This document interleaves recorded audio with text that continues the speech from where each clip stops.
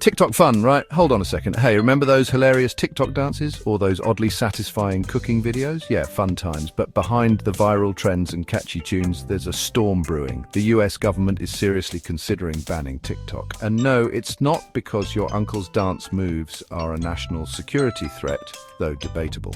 The issue is way bigger than that. It's about data, privacy, and the growing influence of China. It's about whether a foreign government could be accessing your personal information through a seemingly harmless app. Suddenly that dance challenge doesn't seem so innocent anymore, does it? Buckle up, kids, because things are about to get interesting. We're diving deep into the world of TikTok, the Restrict Act, and why your favorite app might be living on borrowed time. Okay, let's cut to the chase. The Restrict Act is a proposed law that would give the US government the power to, well, restrict or even ban certain software applications, apps like TikTok. Why? Because the US government is worried about these apps being a potential risk to national security. Now, before you scream, Big Brother is watching, let's unpack this a bit. The government argues that apps like TikTok, which is owned by a Chinese company called ByteDance, could be forced to share user data with the Chinese government, and that data, my friends, is a goldmine. We're talking about your personal information, your browsing history, your location data, even your private messages. In the wrong hands, this information could be used for all sorts of shady stuff, like espionage, propaganda, or even targeted manipulation. Not exactly the kind of content you want popping up on your For You page, right?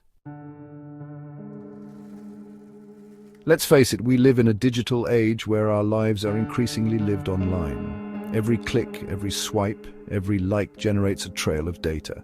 And that data, my friends, is valuable, like really valuable. Companies like ByteDance, TikTok's parent company, use this data to personalize your experience, target you with ads, and, well, make a whole lot of money. But here's the kicker.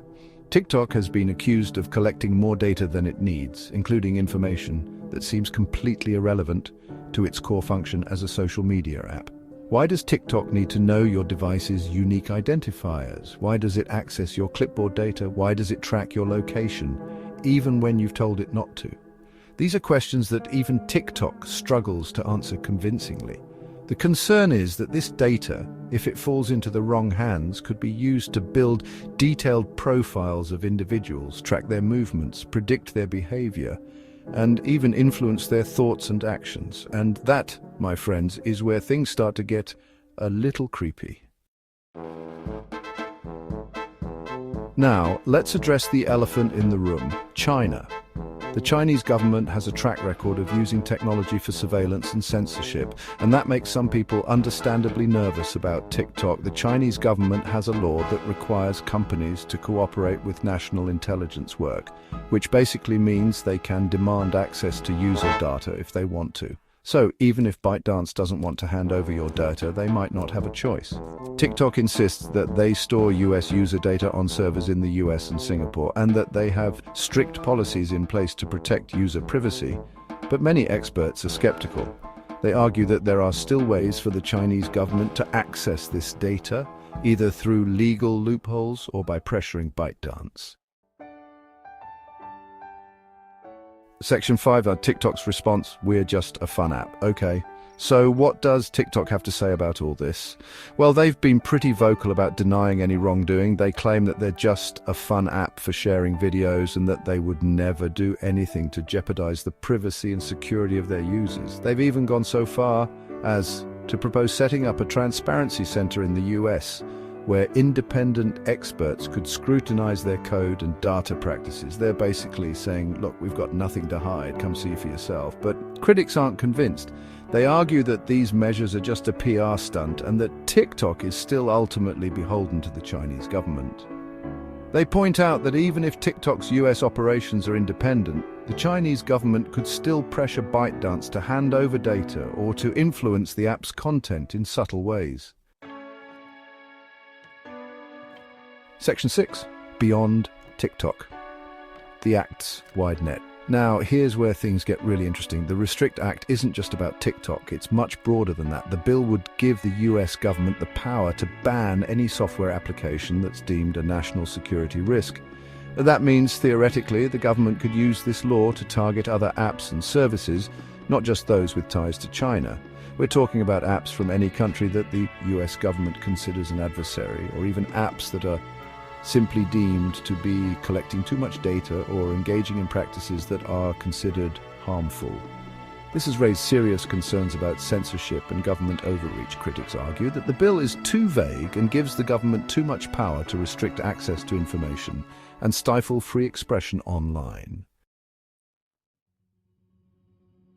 Section 7. Free speech versus national security, a tough balancing act. So where do we draw the line? It's a classic dilemma, balancing national security with individual freedoms. On one hand, we want to protect ourselves from foreign threats and ensure that our data is safe. But on the other hand, we don't want to live in a society where the government can arbitrarily censor the internet and control what we see and hear. It's a tough question, and there's no easy answer. Some people believe that the risks posed by apps like TikTok are real and that the government needs to take action to protect us. Others believe that the Restrict Act is a step too far and that it will do more harm than good by stifling innovation and free expression. Ultimately, it's up to our elected officials to decide how to proceed. But one thing's for sure, this debate is far from over. It's a conversation that's likely to continue for years to come as we grapple with the ever-evolving challenges of living in a digital age. Section 8. The public reacts from outrage to applause. As you can imagine, the Restrict Act and the potential ban on TikTok have sparked quite the reaction from the public. It's been a roller coaster of emotions, with opinions ranging from outrage and disbelief to cautious support and even applause. On one side, you have free speech advocates, privacy advocates, and of course die-hard TikTok fans who are up in arms about the government's attempt to control what they can and cannot access online. They argue that it sets a dangerous precedent and opens the door for further censorship down the line.